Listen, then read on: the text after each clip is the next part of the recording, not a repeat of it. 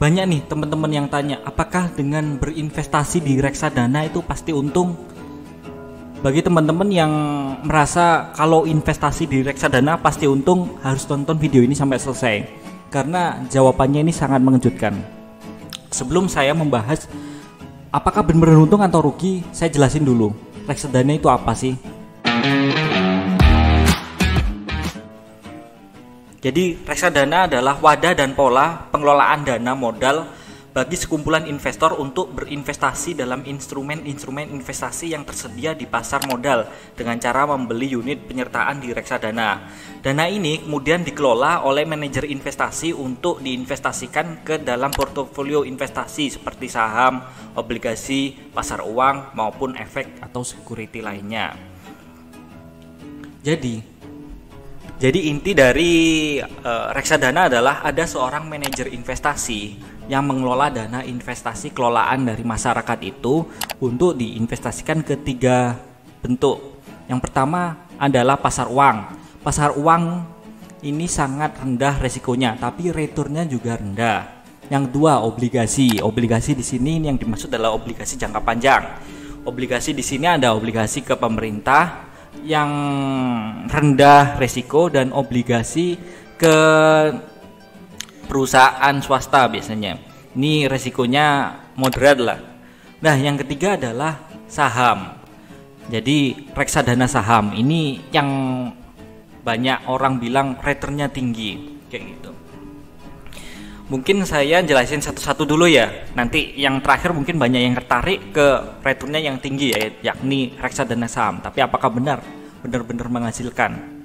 Yang pertama adalah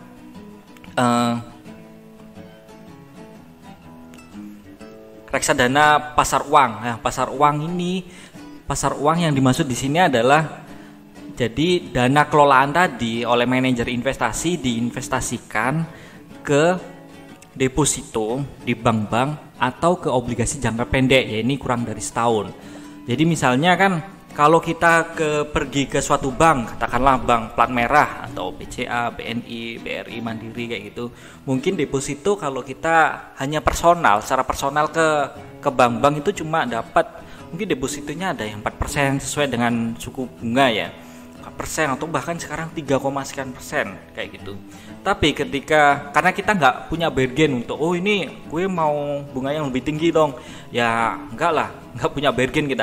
Tapi ketika itu ada manajer investasi yang di belakangnya memiliki dana banyak dari investor-investor kecil, itu bisa punya bargain gitu. Jadi lebih ini gue mau bunga segini ya kayak gitu, katakanlah 8% atau 7% kayak gitu. Ya udah, nanti sepakat dengan bank atau dengan obligasi yang jangka pendek kayak gitu. Itu pasar uang. Tapi returnnya rendah lah. Keuntungan tadi nanti hasil keuntungan dari investasi manajer investasi ke deposito atau obligasi jangka pendek itu akan dikurangi dengan biaya membayar harus manajer investasi, kalau transaksi juga harus dibayar juga kayak gitu. Itu yang tadi ya reksadana pasar uang. Yang kedua reksadana obligasi. Ini returnnya medium. Biasanya bisa 7-10%. Itu tergantung di mana kita ngasihkan dana kita, dana pengelolaan. Jadi teman-teman, kalau kita investasi ke reksadana obligasi itu memang returnnya lebih tinggi daripada yang pasar uang, karena itu kita ngutangin, istilahnya kita bareng-bareng dengan manajer investasi dan investor lainnya itu mengumpulkan uang untuk ngutangin ke istilahnya obligasi. Obligasi itu surat utang, jadi bisa ke pemerintah atau bisa ke perusahaan swasta kayak gitu. Jadi lebih tinggi returnnya. Dan ini lah Kak Aziz itu returnnya resikonya gimana nih kalau di reksadana obligasi? Jadi resikonya itu moderat, tapi tergantung juga. Kalau kita melihat melihat ini manajer investasinya gimana track recordnya, terus sekuritasnya yang di belakangnya yang punya reksadana itu gimana track recordnya, 5 tahun ke belakang, 10 tahun ke belakang itu gimana, Apakah dia sering ngutangin, kan itu dana kita, sering ngutangin ke ini perusahaan-perusahaan yang nggak jelas, yang nggak bisa bayar atau minta diundur-undur gitu. Kita harus waspada kayak gitu. Kelanjutan yang kedua ya. Jadi kita harus waspada. Jadi selain mengecek perusahaan reksadana tersebut ya, misalnya A atau B kayak gitu, kita juga lihat juga dia dana kelolaannya berapa. Dia dana kelolaannya lebih di atas 1 triliun nggak? Semakin banyak sampai 5 triliun berarti banyak orang yang percaya bahwa reksadana itu bagus kayak gitu, terkenal lah, aman lah kayak gitu. Dan kita juga harus lihat juga portofolionya dia itu di mana. Dia reksadananya, misalnya reksadana obligasi ya, harus kira-kira perusahaan yang kita utangin itu bisa bayar nggak, bisa bayar lagi nggak, bisa bayar pokoknya dan bunganya nggak kayak gitu. Kalau nggak yakin dan ini terkenal brandnya nggak bagus, manajemennya nggak bagus, jangan beli, itu beresiko. Jadi sebenarnya investasi itu resikonya rendah dan dapatnya tinggi, tapi kalau kita nggak tahu ya kita jadi dimakan orang kayak di hutan gitu, jadi kanibal, kita jadi korban, jangan kayak gitu. Itu jadi obligasi itu intinya ngutang ya, surat utang bisa ke perusahaan swasta atau ke pemerintahan obligasinya. Yang ketiga lah ini pasar modal, investasi reksadana saham. Nah, kebanyakan orang investor agresif tanda kutip ya, itu biasanya ke reksadana saham. Tapi kenyataannya nih guys, kemarin waktu COVID aja ya, 3 tahun yang lalu katakanlah, kita investasi.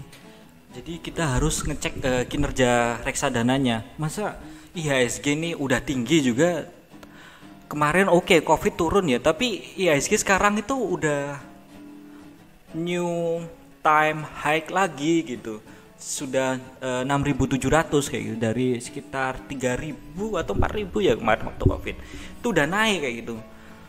Jadi seharusnya saham-sahamnya yang big caps juga kan seharusnya juga naik kayak gitu, dan reksadana saham yang investasi ke big caps juga seharusnya naik kayak gitu, atau nggak usah big caps tapi perusahaan yang memang bagus fundamentalnya mesti naik.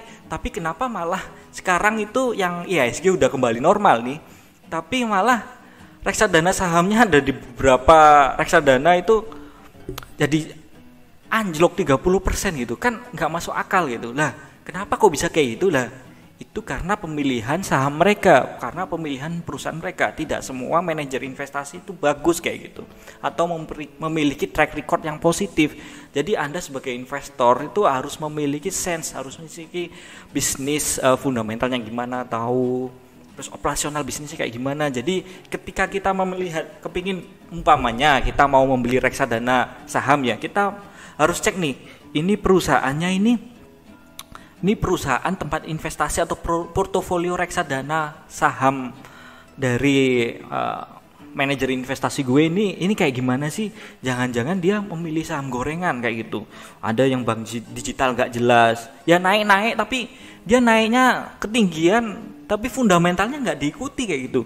Kita harus paham ini pasarnya bank digital kayak gimana sih, bener apakah kedepannya bisa menggantikan, dan tidak semua bank digital akan menggantikan bank konvensional. Makanya nggak semua itu jadi pemenang. Jadi ketika salah milih perusahaan dan salah memproyeksikan ke depan perusahaan itu kayak gimana, ya udah jadinya ketika beli di pucuk manajer investasinya, terus akhirnya turun ke bawah, turun 30%. Padahal kinerjanya turun 30% dari 3 tahun atau 5 tahun terakhir. Padahal IHSG ini all new menjadi posisi yang tertinggi di IHSG ini, udah mau 6.800 kayak gitu. Jadi kembali lagi manajer investasinya. Jadi Anda harus ngecek ya sebelum, misalnya Anda punya keinginan membeli reksadana pasar saham kayak gitu. Cek dulu nih track record si reksadananya itu gimana, perusahaan reksadananya kayak gimana. Terus habis itu AUM-nya gimana, AUM-nya dia dananya kelolanya gimana. Terus yang penting manajer investasinya gimana dia, lu kenal nggak, track record-nya gimana. Terus lihat juga 5 tahun ke belakang, 10 tahun ke belakang gimana, dia kinerjanya lebih baik dari reksadana obligasi enggak, atau lebih buruk daripada saham BBRI yang lu beli terus habis itu tinggal tidur aja udah naik 200 kali lipat dari tahun 2004 mungkin kayak gitu. Lah kamu harus ini ngecek ngecek yang tadi kamu manajer investasinya perusahaan di mana, beli perusahaan di mana aja gitu. Kamu harus lihat, soalnya tidak peduli untung atau rugi, manajer investasi tetap dapat persenan ketika terjadi transaksi gitu. Itu kan yang merugikan investor kecil kayak gitu. Kayak ya kita mungkin investor kecil kayak gitu. Jadi Anda harus waspada kayak gitu. Pilih yang broker yang berkualitas atau reksadana yang memang benar-benar kualitas. Terus portofolionya Anda harus lihat juga itu ke saham gorengan enggak, atau saham yang cuma hype kayak gitu.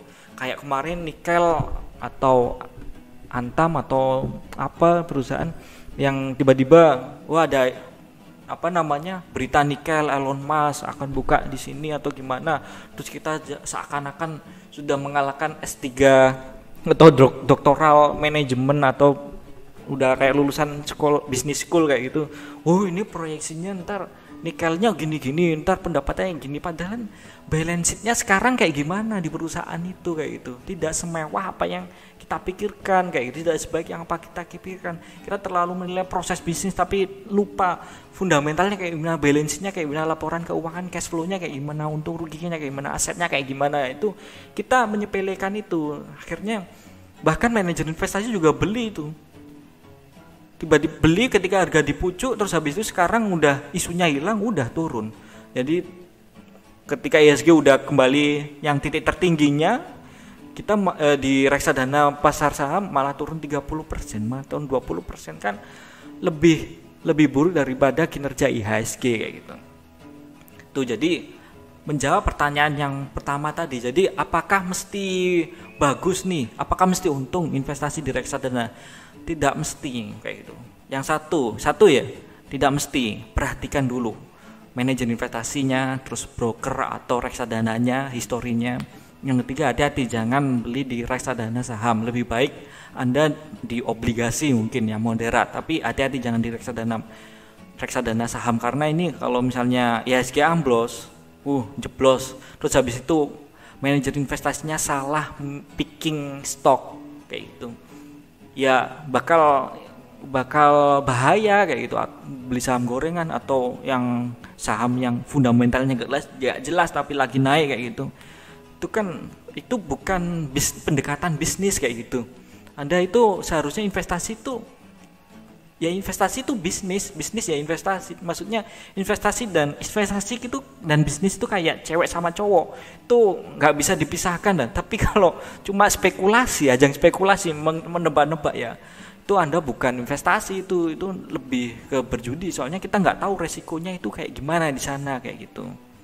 Tuh, jadi kalau saham ya memang nggak semua orang tahu bisnisnya kayak gimana, tapi lebih baik kalau memang Anda pingin di reksadana pasar saham, lebih baik saya nyaranin lebih baik obligasi. Tapi kalau memang pingin lebih bagus kayak itu, Anda pelajarilah saham itu kayak gimana, dan di balik lembaran saham itu ada bisnis apa, bisnisnya itu operasional kayak gimana, produknya gimana, brandnya gimana, manajemennya gimana, terus laporan keuangannya gimana, cash in gimana, cash out gimana, ekosistemnya gimana, kompetitornya di sebelah mana, di mana aja kayak gitu, dan kedepannya dia terdisrupsi dengan teknologi enggak, atau dia bagian dari pendistrupsi itu, dan seterusnya kayak gitu. Manajemennya bisa dipercaya enggak. Jadi kita memang namanya aja bisnis kan, banyak hal yang dipikirkan gitu. Bahkan Sabtu Minggu aja masih mikir. Kalau bisnis investasi ya mirip lah. Kalau Anda awal-awal mirip, soalnya harus banyak belajar kayak gitu, banyak bertemu dari berbagai komunitas atau dengan perusahaannya, datang ke manajernya atau ke vice president untuk diskusi ini gimana bisnis modelnya, Anda dapat supplier dari mana, bla bla bla kayak itu. Misalnya yang belum dapat diperoleh dari media, Anda bisa tanya langsung kayak gitu. Jadi ini disclaimer ya, bukan mendiskreditkan reksadana pasar saham, tapi banyak yang karena tidak tahu reksadana pasar saham main beli aja terus diiming-imingi return yang tinggi. Jadi kasihan kan, uangnya itu udah mengumpulin duit bekerja 5 tahun loh guys, 5 tahun 10 tahun, tapi ya resikonya nggak tahu kayak gitu. Nah, untuk nextnya mungkin pingin bahas apa teman-teman, silakan komen di bawah aja, dan jangan lupa like, subscribe. Untuk yang belum subscribe dulu ya. Oke, see you next time.